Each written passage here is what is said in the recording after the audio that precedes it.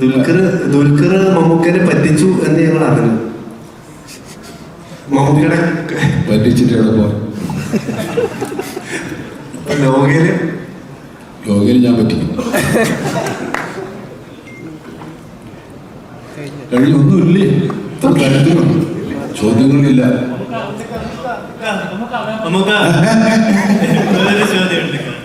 ചോദിച്ചെന്ന് പറഞ്ഞ ചോദ്യം കൊണ്ട് തന്നെ അറിയില്ല.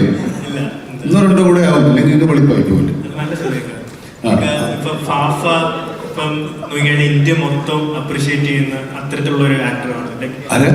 ഫഹദ് ഫാസിൽ ആക്ടറിനെ ഇന്ത്യ മൊത്തത്തിലുള്ളവര് പുള്ളിയുടെ ആക്ടിങ്ങിന് പ്രൈസ് ചെയ്യുന്നുണ്ട്. ഇപ്പം മമ്മൂക്ക ആണെങ്കിൽ എൻ്റെ അറിവ് ശരിയാണെങ്കിൽ ഫാഫ കംബാക്ക് നടത്തി, ഇപ്പൊ റീഎൻട്രി നടത്തിയപ്പോൾ മമ്മൂക്ക ചാപ്പാക്കുരിശിന്റെ ഫസ്റ്റ് ഷോട്ട് എന്തോ കണ്ടിട്ട് ആദ്യം പറഞ്ഞ സംഭവം ചെക്കൻ കാലനാണ് എന്നുള്ള രീതിയിൽ പറഞ്ഞു എന്ന് ഒരു ന്യൂസ് കേട്ടിട്ടുണ്ട്. സത്യമാണെന്ന് അറിയത്തില്ല.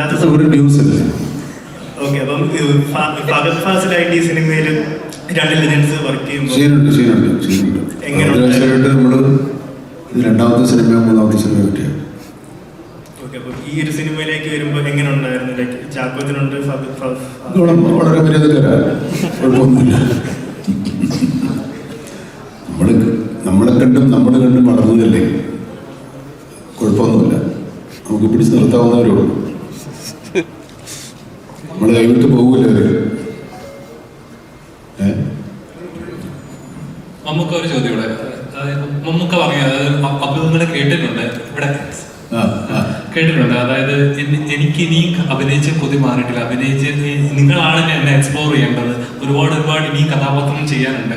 സിനിമ ആഗ്രഹിക്കുന്ന ഏതൊരു വ്യക്തി ആഗ്രഹിക്കുന്നതാണ് നിങ്ങൾ രണ്ടുപേരെയും വെച്ചൊരു സിനിമ ചെയ്യണം. ഒരു ഒരുപാട് സിനിമ എന്ന് പറഞ്ഞാൽ മമ്മൂക്ക അല്ല മോഹൻലാൽ എന്നൊരു മിത്തുണ്ട്. അപ്പം ഇനിയും എക്സ്പ്ലോർ ചെയ്യാനായിട്ട് കഥാപാത്രം ഉണ്ടോ സംശയമാണ്. മമ്മൂക്ക എത്രത്തോളം?